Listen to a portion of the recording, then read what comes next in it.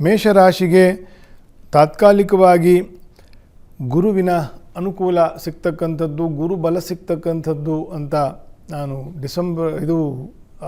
December ಪರ್ಯಂತ ಸಿಗ್ತದೆ, December 2ನೇ ವಾರದವರೆಗೂ ಇರ್ತದೆ ಅಂತ ಅಕ್ಟೋಬರ್ನಲ್ಲಿ ನಾನು ವಿಷಯವನ್ನು ತಿಳಿಸಿದ್ದೆ.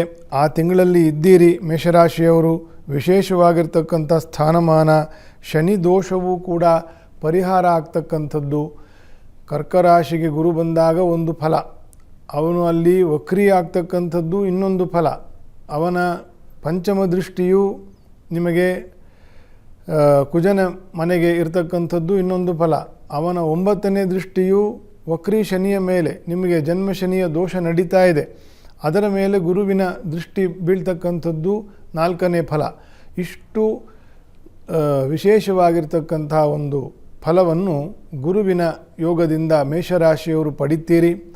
ಆದಾಯದಲ್ಲಿ ವೃದ್ಧಿ, ಲಾಭಾಂಶ, ಧರ್ಮ ಕಾರ್ಯದಲ್ಲಿ ಆಸಕ್ತಿ, ಸ್ತ್ರೀಯರಿಗೆ ವಿಶೇಷವಾಗಿರ್ತಕ್ಕಂತಹ ಸ್ಥಾನಮಾನ, ಅವರಿಗೆ ನೂತನವಾಗಿರ್ತಕ್ಕಂತಹ ವಸ್ತ್ರ ಆಭರಣಗಳ ಯೋಗ, ವಾಹನಾದಿಗಳ ಯೋಗ ಸ್ತ್ರೀಯರಿಗೆ, ಮತ್ತು ಗುರುಪೀಠಗಳ ಒಂದು ಸೇವೆ, ಗುರುಪೀಠಗಳ ದರ್ಶನ,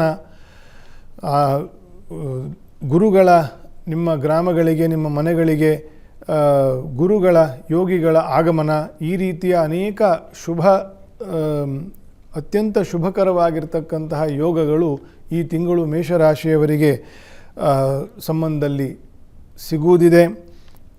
ಶನಿ ದೋಷವೂ ಕೂಡ ಪರಿಹಾರ ಆಗ್ತದೆ ತಾತ್ಕಾಲಿಕವಾಗಿ. ಒಂದು ತಿಂಗಳ ಮಟ್ಟಿಗಾದರೂ ಅನಾರೋಗ್ಯದಲ್ಲಿರ್ತಕ್ಕಂಥವ್ರು ಬೆಟರ್ ಆಗ್ತಾರೆ.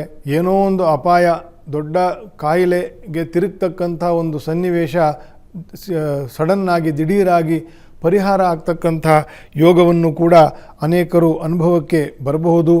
ಅವರವರ ಅನುಭವದಲ್ಲಿ ಬರ್ತದೆ, ಆದರೆ ಅದು ಆಗ್ತಕ್ಕಂಥದ್ದು ಗುರುವಿನ ಶುಭ ಯೋಗದಿಂದ ಅಂತಂತ ಅವರಿಗೆ ಎಲ್ರಿಗೂ ಗೊತ್ತಿರಬೇಕು ಅಂತಂತ ಏನಿಲ್ಲ. ಹಾಗಾಗಿ ಜ್ಯೋತಿಷ್ಯ ಆಧಾರದಲ್ಲಿ ನಾವು ಅದಕ್ಕೊಂದಕ್ಕೆ ಸಂಬಂಧವನ್ನು ಹೇಳಿದಾಗ, ನೋಡ್ದ, ಈ ಗ್ರಹಚಾರವು ಒಳ್ಳೆದಿದ್ದಾಗ ಮನುಷ್ಯನಿಗೆ ಬದುಕೊಳ್ತಾರೆ, ಗ್ರಹಚಾರವು ಕೆಟ್ಟಾಗ ಚೆನ್ನಾಗಿದ್ದವರು ಕೂಡ ಬಿದ್ದೋಗ್ತಾರೆ. ಈ ರೀತಿಯ ಒಂದು ಅನುಭವವು ನಮ್ಮ ಜೀವನದಲ್ಲಿ ಬರ್ತದೆ. ಆಂಜನೇಯ ಸ್ವಾಮಿಯ ವಿಶೇಷ ಆರಾಧನೆಯನ್ನು ಮಾಡಿ ಶನಿವಾರದಂದು ಪ್ರದಕ್ಷಿಣಾ ನಮಸ್ಕಾರ, ತಿಲದೀಪ, ಶ್ರದ್ಧೆಯಿಂದ ರಾಮಸ್ತೋತ್ರವನ್ನು, ಆಂಜನೇಯ ಸ್ತೋತ್ರವನ್ನು, ನಾಮಸ್ಮರಣೆಯನ್ನು ಮಾಡ್ತಾ ಪ್ರತಿ ಶನಿವಾರದಂದು ವಿಶೇಷ ಸೇವೆಯನ್ನು ಮಾಡಿಕೊಂಡು ಹೋಗ್ತಕ್ಕಂಥದ್ದು ಮೇಷರಾಶಿಯವರು.